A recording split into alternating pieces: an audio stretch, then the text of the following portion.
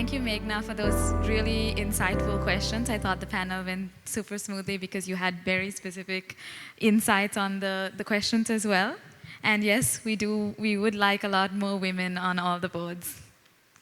Our next panel will explore strategies and innovations aimed at expanding healthcare access and improving outcomes on a scalable level.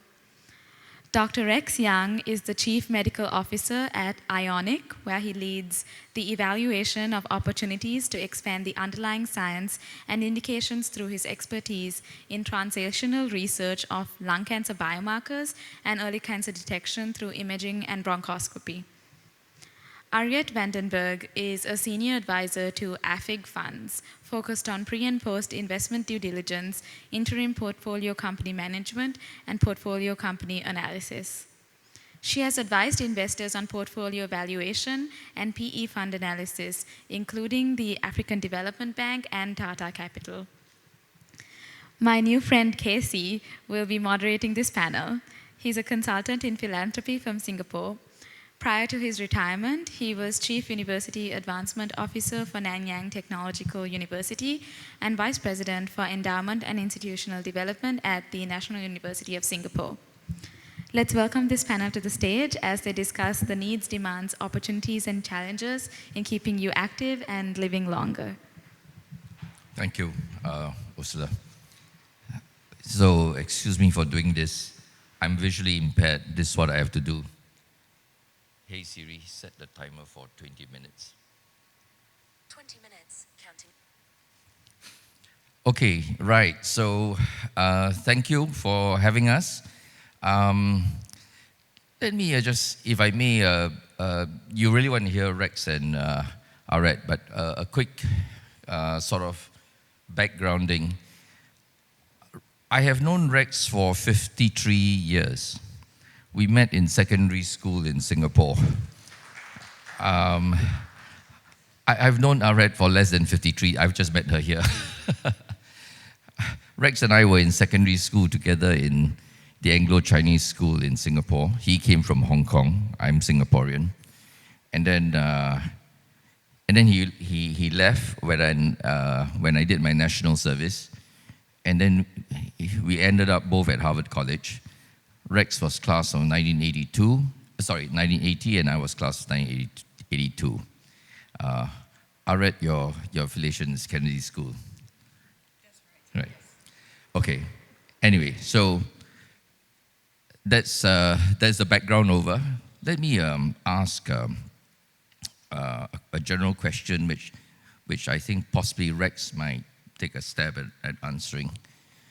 We've been talking about sort of big macro type issues, investments, and collaboration at the institutional level, private sector level, governments, policies. May I just take this down to something which all of us here can do and take away from this conference. And this is getting down to a very fundamental sort of point, which is what can we do? Our theme is living longer, better. So let me put this question to the panel: what can we do to live longer, better? Well, Casey, I've known you a long time, and now you've given away our age, so they know how old we are. We're 67. But we rather be here than not, right? The option is not good. So very simply, one of the most important secret to longevity, not necessarily good long living, but one of the secret to longevity is you have to pick your parents and grandparents well. We don't have much of a choice, but we do inherit a lot of genes. And so, of course, we have genes not just on the genomic side, but also we inherit factors such as our RNA, our telomeres, how long and short, how quickly they age. So a certain amount of it, we have no choice, but we're blessed with genes. But of course, longevity is predicated, and wellness is predicated not only on longevity, on genes, on inheritance, on nature, but by what we do with it, how we nurture it. So we've been hearing about agriculture and new seeds. But what do you do with the seed? How do you cultivate it? Do you take good care of it? Are we good stewards of our body that we, depending on your journey of faith, you either have it once or you'll keep on coming back, right? Reincarnate into it. But in this life anyway, what we do with what we're given is incredibly important. So in this age, we are now in the age of genomics, proteomics, metabolomics, radiomics. We're leaving out aviomics, but actually the air we breathe out could be an important biomarker. It's all about biomarker and how we personalize our diagnostic, prediction, and treatment. So I will leave it at that because we want to hear also from Arette to see if she has a perspective of wellness and longevity. But I'm setting out a stage that it's a mixture. There's no simple secret, but it's about what we do with what we're given. Thank you, Rex. Well, I'm not a doctor, so I'm not qualified to speak about it in the way you do, but I can give a perspective of having run a pharmaceutical company in Nigeria about some of the differences we see there between the developing markets and the US and Europe. I think contrary to popular perception, there's certainly a significant part of the African population that is quite healthy because they still live in a way where they don't eat any processed food. They get a lot of exercise, maybe not necessarily by choice because they walk long distances, even if they use public transportation. And then there are modern pharmaceuticals available, pharmaceutical products, but it's a little bit of a double-edged sword there. So there is more and more treatment against malaria, there are antibiotics, anti-diabetic drugs, but prescription is not very well monitored. So it goes through pharmacies and you can basically buy anything you want. So there is an incentive of pharmacists to sell as much as they can, which is a negative point. On the other hand, many drugs are now, certainly the generics, are now available at low cost to people who need it. So Asanka, I'm sorry, Arette, if I hear you right, and I fully agree, and because one of the mission Asanka gave it to us is to say, so we are going to talk a bit about the advances in medical technology and diagnostics and therapeutics, but how can we distribute it more democratically? And if I hear you right, and I fully agree with you, just because we have it being produced and accessible, we tend to overconsume. So whether it's calories, lifestyle, we tend to overconsume. I always ask as you go for your lunch, is it a need or a want? And do we ever eat when we're not hungry? Do we ever eat when we're no longer hungry? We do. So that's the root of a lot of different illnesses. And the question is, how are we going to moderate our consumption while at the same time, so there are a lot of big new advances. The bold one is how can we make things more equitable? How can we democratize, and this term has been used a lot and I'm a firm believer of it too, how can we democratize access to care? This goes from the diagnostics, the predictive, all the way through therapeutic.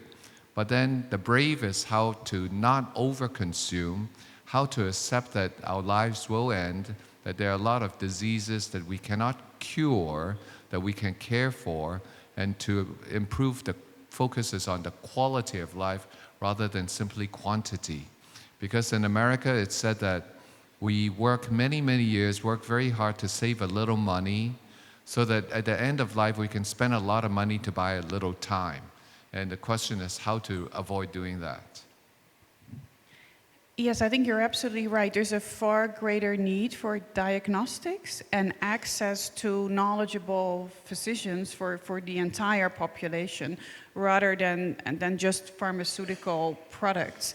And the question is, how how to make that happen, and how to train more physicians, and how to basically give people access to that knowledge.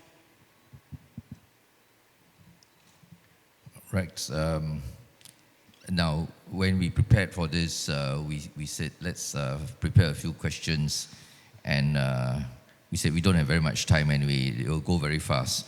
So, but Rex is going to do my job for me. He's going to ask the questions which he's going to answer himself.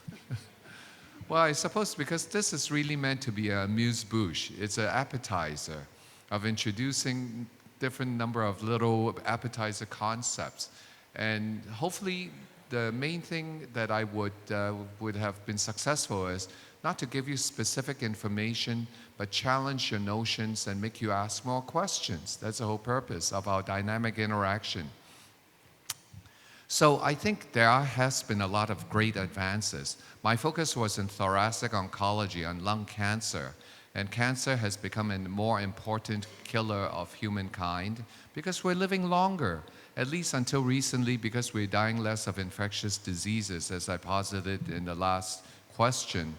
Used to be in South Asia and much of the South, global South, people are dying of malnutrition or undernutrition or stunting because of dirty water. We've largely, hopefully, have improved on that. But now we're going to be, I think, seeing more infectious disease again, not just against humans, and as I posited, also infectious disease that's zoonosis affecting animals and our food chain. But on the other hand, if you ask me what has been the biggest advance in oncology and in fact overall, has been the ability to increasingly personalize care, both in the diagnostics, looking at our genetic makeup, and then also looking at our propensity of developing diseases. I have a hard time struggling with prevention sometimes because I'll say, you know, you really shouldn't smoke because smoking increases the risk of cancer 10x from non-smokers. And not to mention, equally number of people, 500,000 Americans die from smoking prematurely every year. 1/3 from COPD, emphysema, lung disease, 1/3 from lung cancer, and the biggest third from accelerated cardiovascular diseases, heart disease, diabetes, strokes, and so forth. But then they always say, but I know Uncle Charlie or Uncle Manju, who smoked 3 packs, drank 2 pints, ate like he didn't care, he was obese, and he lived to be 99 and a half, and he had a few other bad habits with people besides. And you cannot contend that because Uncle Manju had a very good parents, he picked good genes, maybe. But we are able now to increasingly personalize so that not everyone with the same cancer will be treated with the same chemotherapy, but in fact 5%, 10% may be treated with a pill, specific tyrosine kinase inhibitors and so on, that's very specific, a lock and key to turn off the driver mutations. These are extremely promising, and the same can be said for heart disease and so forth. We can do gene therapy for cystic fibrosis. We can do gene editing, not the crazy bad way the guy in China did with gene editing, but in fact CRISPR is a fantastic technology for attacking infectious diseases, cancers. So you can turn things off. We can have cystic fibrosis. We can have sickle cell anemia turned off so that they lead a normal life. Fantastic. But these are not easily democratizable for the global South. They're extremely expensive. You can do CAR T cells, and if Steve Jobs is alive today, he probably would have gotten a pancreatic cancer vaccine. But in his time, he did not. So we're beginning to see tremendous advances. The question is, how much of it is truly applicable to the wider world in a democratic approach? And again, Arette, you've been in the global South working. Yeah, costs are a real issue. I think up until now, basically it is only generics that are available to the vast majority of the population. Certainly in West Africa, East Africa, it's only a small, very small percentage that has access to non-generic drugs and treatment, and often that is sought outside. It's difficult to build a medical system, and Dubai has seen that, for example. For for years, countries like Egypt, which has a long history in producing, in having medical universities. Dubai had all of the new technology, but didn't necessarily have the experienced physicians, and that took them a few decades to build. So it will also take Africa probably a few decades to build the facilities, even to prescribe these type of treatments. I'm thinking that we might allow the floor to ask a few questions, and perhaps we could begin with we could take one or two questions, but Ursula is going to first make a statement or comment or ask a question. It is a question. I just would like to ask a question. Sure. If the Yes. floor is open. Absolutely. Yeah, so Dr. X, we saw that, with the announcement of Princess Kate Middleton's cancer experience and how she did preventative chemotherapy. I know that in your speech you talked about how being brave is avoiding overconsumption and understanding that, at some point our lives do have to end. But do you see that this announcement will lead to furthering of a shift in cancer patients? We see that usually when chemotherapy or whatever cancer treatment works, kind of patients will go into leading a normal life until they are re-diagnosed at some point, if that were the case. Do you see this shift happening in cancer and also other diseases now that we've had this big announcement from Princess Kate Middleton? Good question. And I think that, like with everything else, medicine, unlike war or pestilence, there's nothing good about war or pestilence or famine. Medicines have a double-edged sword, and these sort of inspiring stories, because we're inspired because we like Kate Middleton. She's innocent, and we want her to do well, young children, etc., the future queen. It's no different from, in a way, the Angelina Jolie story of when she had breast cancer, she decided on double mastectomy prophylactically because she had a BRCA gene and so forth. So I don't think there's a simple yes or no. It quite likely, the good thing, when I look at everything that's good and bad, the good thing is hopefully it will increase cancer awareness and symptom screening early on. But in terms of overtreatment, is that overtreatment? I think once again we should be able to, even in lesser resourced country, we should always seek to individualize the diagnostic approach and treatment. It's very easy to read the New England Journal article this week and say, compared to the previous standard of care, our double combination chemotherapy is 0.6% better and at least the average survival MST of 4 months or something like that. But I think the power and what we are trying to strive for and empower the individual, the family, the nation, the community, is to say what is appropriate for us as individuals, as family, and as a community. And so I'm not giving you an answer because there's no simple one right or wrong answer. Will it lead to excessive consumption of, let's do prophylactic chemotherapy? Well, not when you don't have a lung cancer or a ovarian cancer. And this goes also in very difficult. Now we all know about Elizabeth Holmes, bad blood, promising 1 drop of blood. She committed fraud because she overpromised. But the idea of a tube of blood telling you your cancer risk is possible, and it's largely here. So a company, and I'm not promoting the company, I have no stocks in Grail or Gallery or Seek Labs in Boston and so forth.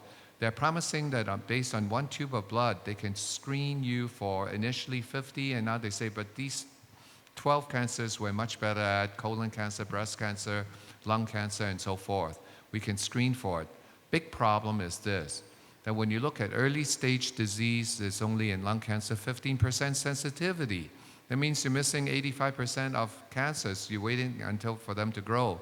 And the other huge thing, and this is where the economists out in the audience, good with your math, immediately gets it. Just because you can quote sensitivity and specificity, the particular efficacy of a test in predicting positive, so-called positive predictive value, test positive, you have cancer, or negative predictive value, negative test, no cancer, is completely predicated on the prevalence of a disease, how frequent it is in your age group, in your demographics. So the other thing that I would really advocate is encouraged, inspired by the advances of science. One of the big opportunity would be to say, how do we adapt the big tech and big data? How can we harness big data from a local populace?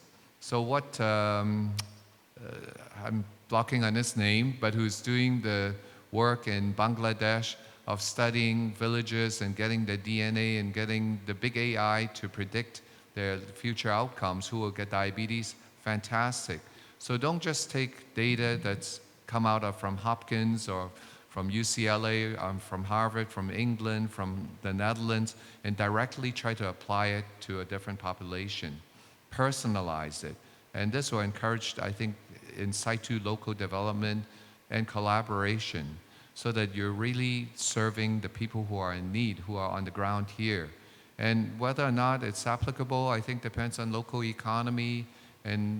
But at the end of the day, I think the most important thing is we're talking about advances big, and the bold is democratizing. But one of the things that we forget is, much as our diagnostic advances, our therapeutic advances seems to be fantastic, we're forgetting the most effective, the most humane is to reach back into our own traditions of prevention. We've had 2 mornings when the emphasis is on prana, air, chi, the flow of energy, of eating carefully instead of getting Ozempic, which is as a single drug. How many people here have invested in Novo Nordisk in the last number of years? Well, they're making one drug, Ozempic, a diabetic drug that also helps people lose weight. Recently, this one drug for diabetes has become the single highest costing drug sales in the US because people who are 30 pounds overweight, instead of exercising and eating less, say, I have a solution for my obesity, which is putting the cart before the horse and turning things upside down. So what I really push for promotion is prevention, self-responsibility, wellness, slow down, and reach back to our roots instead of reaching for something that seems shiny and the latest, but that may be an illusion of wellness and health for us. Okay, Rex, thank you. We have come to the end of our time. All right, would you want to say anything before we close? Well, I couldn't agree more with Rex, and I think there's also a fair bit of local knowledge available, and we should encourage people in all countries, and we should encourage people to use that and to focus much more on prevention. So it's always dangerous to stand in between or delay people from their food. But remember, try practicing. Before taking the whole big plate, great food, is to say, do I need all that? Take half. And when you finish the half plate, say, am I still hungry? Because we also don't want to waste food, right? Great resource. So thank you very much, Rex and Arad, and thank you for your kind indulgence in listening to us. So that's it. 1 second, please. We have some gifts for you.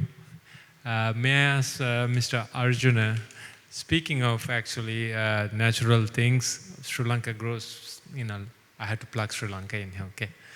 We grow some of the best cinnamon in the world, and Mr. Arjuna's Bodahandi is the oldest cinnamon plantation in Sri Lanka, and he was kind to kind of gift all of you a bunch of cinnamon. So we've been giving it out, so I asked him to come and actually come hand it over. Mr. Arjuna, where are you? Come on, come on. Run! Thank you.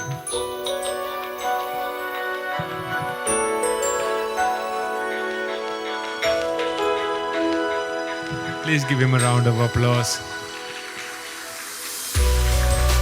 Can you show off that cinnamon, please?